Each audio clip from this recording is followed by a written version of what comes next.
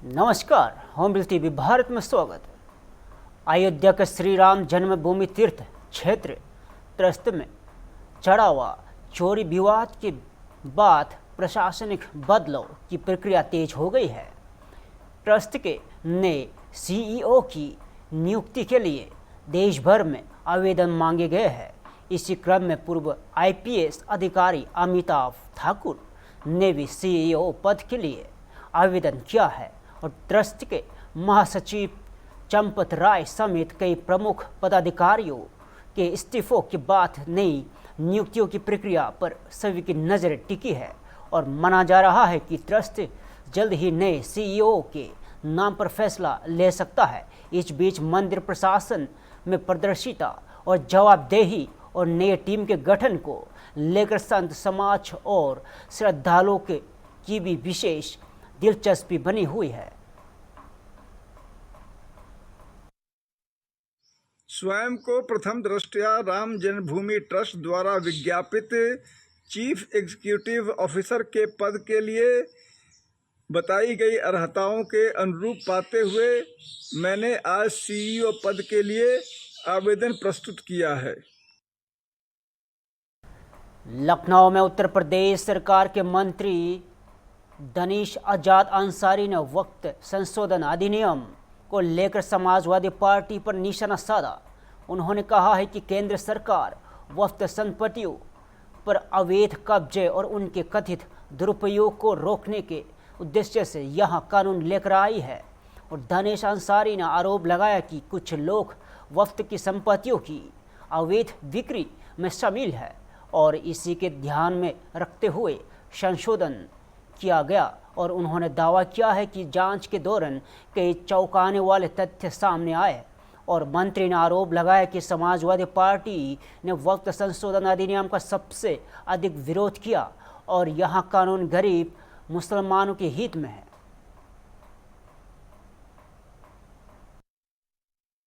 पत्र शिकायत आई है, उसकी जांच कराई जाएगी और यकीनी तौर पे वक्फ संशोधन अधिनियम केंद्र की मोदी सरकार इसी नियत के साथ लेके आई कि जो वक्फ की संपत्तियों पर अवैध कब्जे थे, इलीगल इंक्रोचमेंट थे, उसकी जो मिसहैंडलिंग होती थी उसको दूर किया जा सके।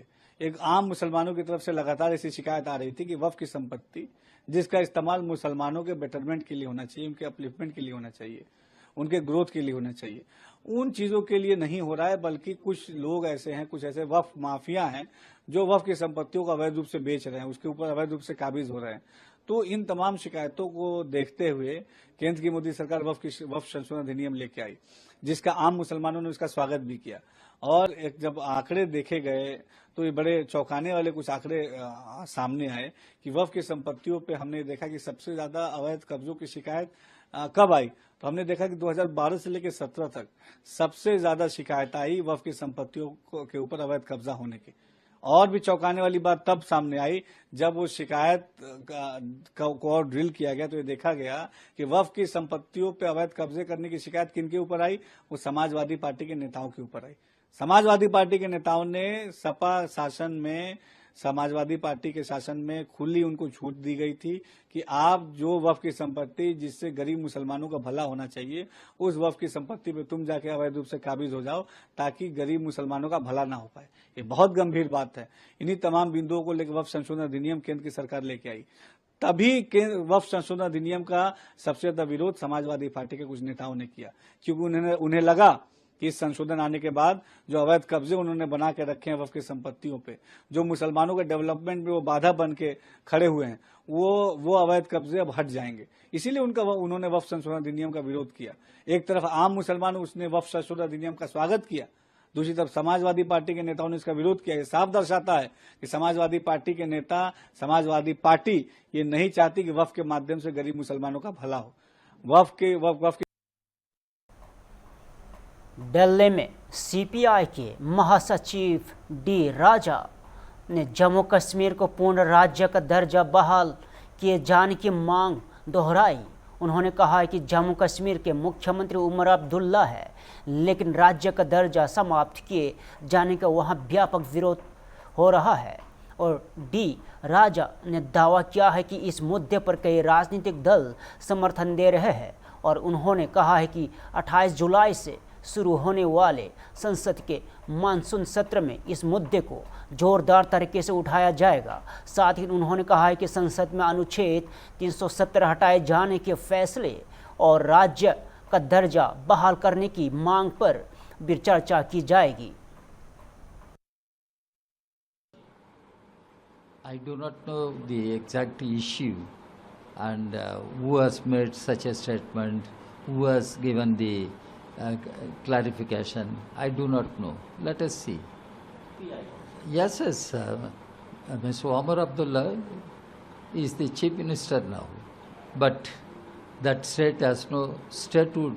Jammu and Kashmir statehood has been snatched away by BJP government.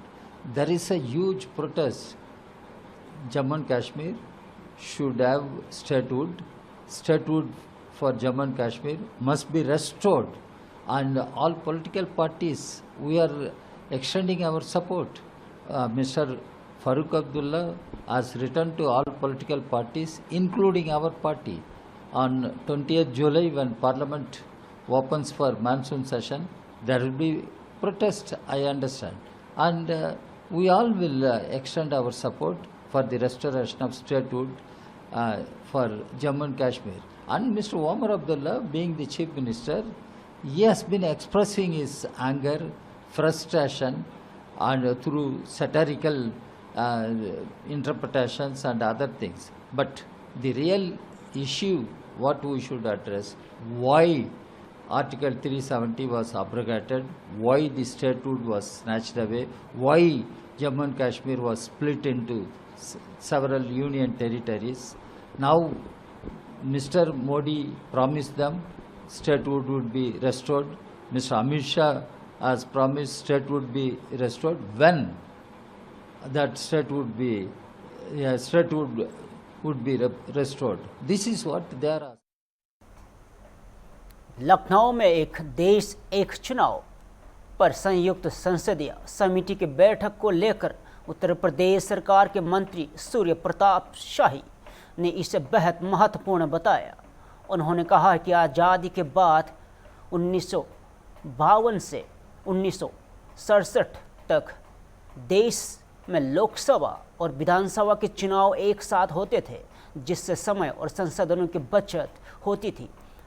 शाही ने कहा है कि बार बार चुनाव होने से प्रशासनिक और आर्थिक दबाव बढ़ता है, जबकि एक साथ चुनाव होने से इन चुनौतियों में कमी आएगी।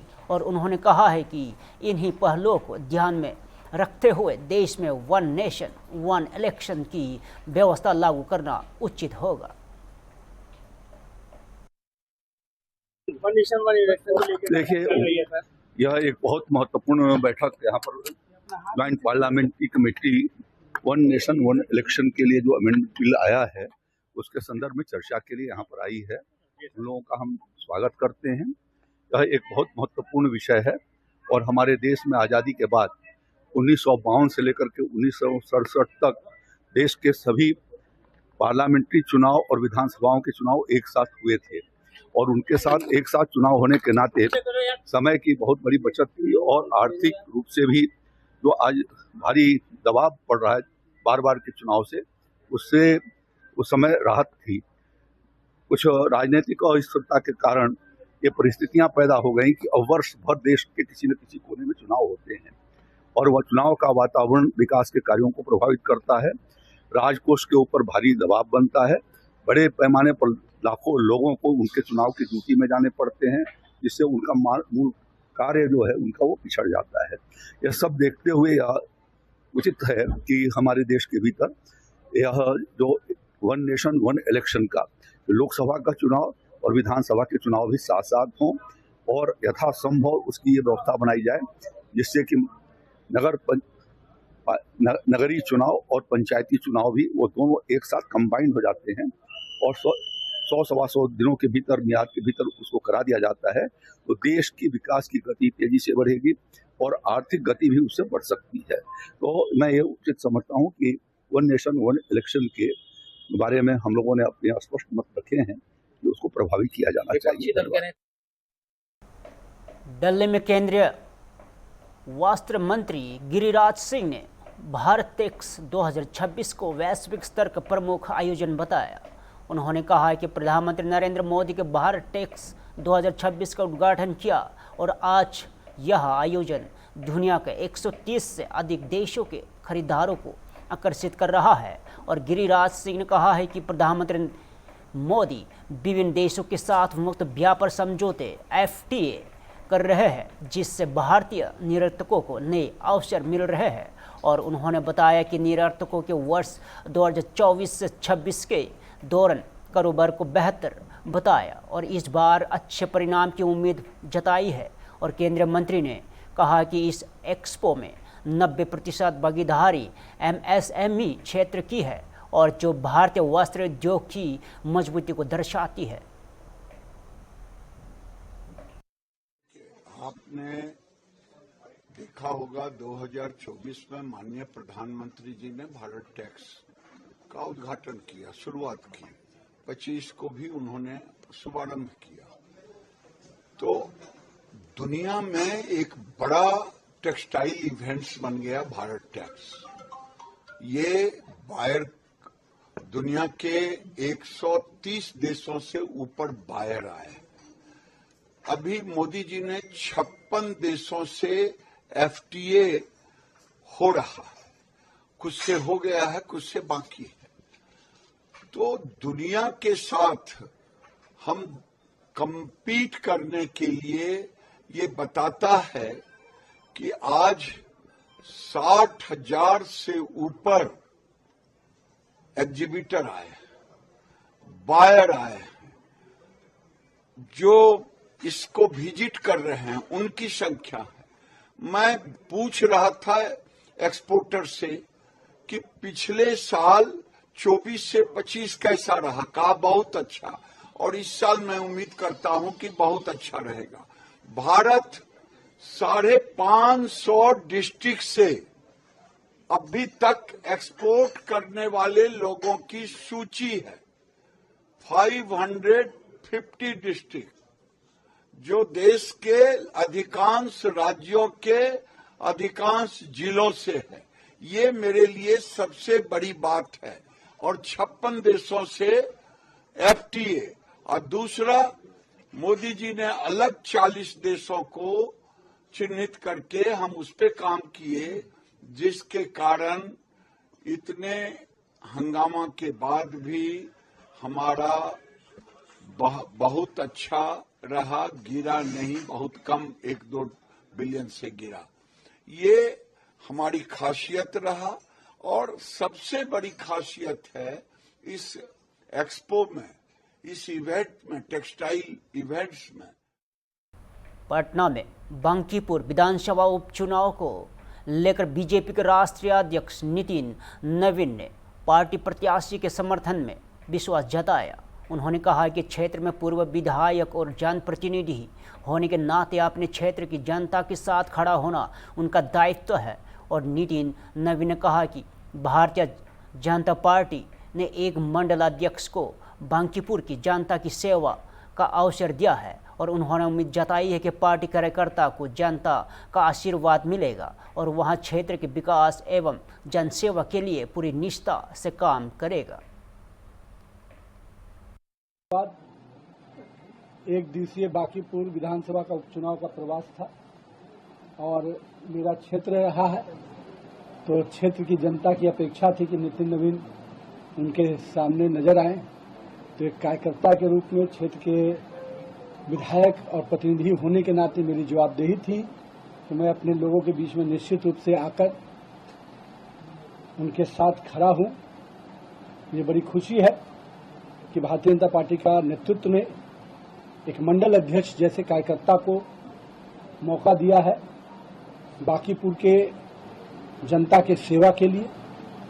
और मेरा विश्वास है कि पिछले लंबे समय से क्षेत्र की जनता के साथ जो हमारा पारिवारिक संबंध रहा, मेरे पिताजी स्वर्गीय नवीन किशोर प्रसाद सिन्हा ने जिस क्षेत्र को संघर्ष करते हुए सींचने का काम किया, मैं कह सकता हूं उनके आशीर्वाद से, जनता के विश्वास से और हम कार्यकर्ताओं के साथ से मैंने भी 20 वर्षों तक इस क्षेत्र के लोगों के साथ कदम से कदम मिलाकर सुख दुख में उनके साथ सहभागी बनकर उनके साथ काम करना सीखा भी, काम को आगे बढ़ाना भी सीखा। मैं तो हमेशा कहता हूं कि मेरे क्षेत्र के कार्यकर्ता और जनता ने ही मुझे काम करना सिखाया भी, और आज इस मुकाम तक भी अगर पहुंचाया है तो मेरे क्षेत्र की जनता ने मुझे आशीर्वाद देकर और स्नेह देकर पहुंचाया है। तो मुझे पूरी उम्मीद है कि पार्टी ने जो एक कार्यकर्ता को फिर से मौका दिया है, वो कार्यकर्ता इस क्षेत्र में जनसंघ काल के जो हमारे कार्यकर्ता रहे उनके परिवार का सदस्य है और एक ऐसा युवा है जिसको क्षेत्र के लोग एक कार्यकर्ता के रूप में जानते हैं। वो हर लोगों की समस्याओं के साथ खड़ा रहता है। लोगों में कह सकते हैं कि उसकी पहचान बड़ी नहीं है, पर उसका सेवा जिस क्षेत्र में वो काम करता है वो बहुत बड़ा है। मुझे उम्मीद है कि बांकीपुर के लोग का भी वही आशीर्वाद और स्नेह जो मुझे मिला, भारतीय जनता पार्टी को मिला, वो स्नेह और आशीर्वाद नीरज सिन्हा को भी पूरी तरह से मिलेगा और ये युवा बांकीपुर के लोगों का भाई और बेटा बनकर समर्पण भाव से, सेवा भाव से इस क्षेत्र की सेवा करेगा और बांकीपुर का जो विकास पिछले 20 वर्षों में, या हम कह सकते हैं कि पिछले 5 वर्षों में जो पार्टी ने मुझे मंत्री के रूप में भी मौका दिया, हम लोगों ने कई ज्वलंत विषयों को समाधान के रास्ते, लोगों को इस समस्याओं को निराकरण के रास्ते और आम लोगों को एक अच्छा जीवन देने के वास्ते हम लोगों ने पूरा प्रयास किया है। आज पार्क कहिए, सामुदायिक भवन कहिए, सड़क कहिए, पानी कहिए, बिजली कहिए, इन सभी मूलभूत सुविधाओं से हम आगे बढ़े हैं और मुझे उम्मीद है चाहे वेंडिंग जोन हो, चाहे कम्युनिटी टॉयलेट हो, ये सब चीज़ें हमारे निश्चित रूप से सरकार के विजन में है। और मुझे बड़ी खुशी है कि बिहार पटना की नगर निगम ने अपना पहला सॉलिड वेस्ट मैनेजमेंट का भी सक्सेसफुल टेंडर किया है और निश्चित रूप से एक बड़ी संस्था यहाँ के सफाई के लिए, यहाँ के स्वच्छता के लिए आगे बढ़कर काम करेगी। और मैं यही कहूँगा बांकीपुर की जनता के लोगों से कि आपने मुझे एक अपने अनुज के रूप में, भाई के रूप में जो आशीर्वाद दिया है, मेरा छोटा भाई नीरज सिन्हा भी उसी विश्वास और आशीर्वाद के साथ काम करेगा और बांकीपुर के विकास के जो अब तक सफर रहा है इसको और गति प्रदान करेगा और यहाँ से बांकीपुर निश्चित रूप से बिहार का सर्वांगीण विकास वाला स्थान बनेगा। इस संकल्प को वो भी पूरा करेगा और एक राज्यसभा में पार्टी ने मुझे मौका दिया है तो सांसद के रूप में भी। दिल्ली में बीजेपी नेता सैयद शहनवाज हुसैन ने पटना के बांकीपुर विधानसभा उपचुनाव को लेकर पार्टी की जीत का दावा किया। उन्होंने कहा है कि बांकीपुर सीट पर बीजेपी की जीत तय है और जनता का पूरा समर्थन पार्टी के साथ है। और शहनवाज हुसैन ने कहा कि बीजेपी प्रत्याशी के नामांकन के दौरान भारी संख्या में लोग पहुंचे जो जनता के उत्साह को दर्शाता है। और उन्होंने यह भी कहा है कि जन सूरज चर्चा तक सीमित रहेगा और जबकि आरजेडी मुकाबले की कोशिश कर रही है और उनके मुताबिक लोग सरकार के साथ आगे बढ़ना चाहते हैं। फैलाने और घातक हथियारों के साथ दंगा करने का दोषी माना है। सत्यमेव जयते। आज ये स्पष्ट हो चुका है कि जो दिल्ली में दंगे हुए दरअसल वो हिंदू विरोधी नरसंहार था। वो ऑर्गेनिक नहीं ऑर्गेनाइज था, स्पॉन्टेनियस नहीं स्पॉन्सर्ड था। और दुख की बात है कि आम आदमी पार्टी, कांग्रेस और उनका पूरा इकोसिस्टम इसमें शामिल था, क्योंकि ताहिर हुसैन उस समय पर आम आदमी पार्टी के बहुत वरिष्ठ नेता थे। केजरीवाल, संजय सिंह के साथ उठना बैठना था और जब उसको गिरफ्तार किया गया तो संजय सिंह और अमानतुल्लाह खान ने केजरीवाल के इशारे पे प्रेस कॉन्फ्रेंस करके उसका बचाव किया। तो इसका मतलब कि आम आदमी पार्टी भी इस प्रकार से इस पूरे हिंदू विरोधी नरसंहार के ऊपर पर्दा डालने की कोशिश कर रही थी। कांग्रेस ने एक कदम आगे बढ़ के उमर खालिद और शर्जील का भी बचाव किया। तो ये वही लोग हैं जो दंगाई बचाते हैं, ये अफजल और याकूब जैसे आतंकी बचाते हैं और हिंदुओं से जो नफरत करते हैं, इसलिए हिंदू विरोधी नरसंहार को भी जस्टिफाई करने का काम कर रहे थे। ये केवल एक ताहिर हुसैन की नहीं बल्कि इनके पूरे इकोसिस्टम की कन्विक्शन है। हावड़ा के नब्बन में बीजेपी नेता शुभेंदु अधिकारी ने केंद्रीय कृषि मंत्री शिवराज सिंह चौहान के साथ हुई बैठक के बाद कई अहम घोषणाओं का जिक्र किया।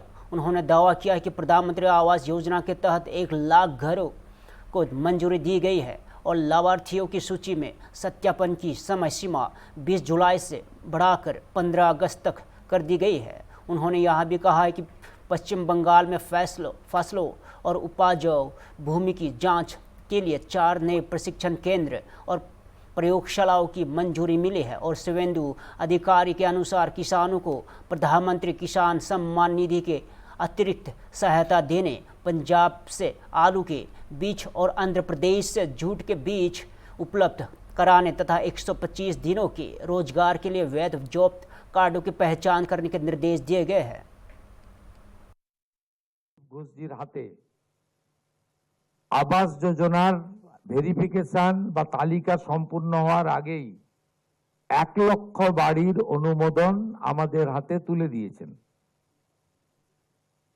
আমাদের আগামী দিনে যে উল্লেখযোগ্য কর্মসূচিগুলো রয়েছে তাদের মধ্যে পশ্চিমবাংলার মৃত্তিকা চাষযোগ্য মাটি তার পরীক্ষা নিরীক্ষা, এখানে কোন জেলায় কোন এলাকায় কোন মৃত্তিকায় কি ধরনের ফসল উৎপাদন করা যায় তার জন্য ব্যবস্থা। তিনি 4টি নতুন ট্রেনিং সেন্টার এবং গবেষণাগার অনুমোদন দিয়েছেন। তার মধ্যে চুচুড়াতে একটি ধানের চালের ক্ষেত্রে একটি নতুন ব্যবস্থা অনুমোদন দিয়েছেন। মালদাতে আমের জন্য একটি আইসিএআর এর 100 crore প্রজেক্ট ইউনিট অনুমোদন দিয়েছেন। এর বাইরেও ভুট্টা সহ, মাখানা সহ, আম সহ, লিচু সহ আমাদের উদ্যান পালনের ক্ষেত্রে ফুল এবং পান সহ নানা বিষয়ে ভারত সরকার এবং কৃষি দপ্তরের পক্ষ থেকে নানা উদ্যোগ ব্যবস্থা এখানে দেওয়া হয়েছে। পিএম কিষাণ সম্মান নিধি এবং কৃষকদের আরো কিভাবে নতুন করে সাপোর্ট দেওয়া যায় সে সিদ্ধান্ত তিনি নিয়েছেন। আলু বীজ, জুটের বীজ, গাছ চারা তৈরির জন্য জুটের বীজ অন্ধ্রপ্রদেশ থেকে আসছে, পশ্চিমবঙ্গ এখনো তৈরি করতে পারেনি। আলু বীজ পাঞ্জাব থেকে আসছে, পশ্চিমবঙ্গ করতে পারেনি। তার জন্য তিনি দিশা দিয়েছেন। অনেক সময় লাগবে বিস্তারিত বলতে। আমি এক কথায় दिल्ली में बिहार के उद्योग मंत्री श्रेयासी सिंह ने राज्य में बढ़ते औद्योगिक निवेश को लेकर बड़ा दावा किया है। उन्होंने कहा है कि बिहार में औद्योगिक विकास को नई गति मिल रही है और राज्य सरकार उद्योग के लिए बेहतर माहौल तैयार करने में जुटी है। और श्रेयासी सिंह ने कहा है कि कुशल मानव संसाधन और प्रभावी औद्योगिक नीतियों के कारण अब राष्ट्रीय और अंतर्राष्ट्रीय स्तर के निवेशकों का रुझान बिहार की ओर बढ़ रहा है। और उन्होंने कहा कि बिहार सरकार निवेशकों को आकर्षित करने के लिए आवश्यक इंफ्रास्ट्रक्चर विकास और सभी जरूरी सुविधाएं उपलब्ध कराने के लिए पूरी तरह तैयार है।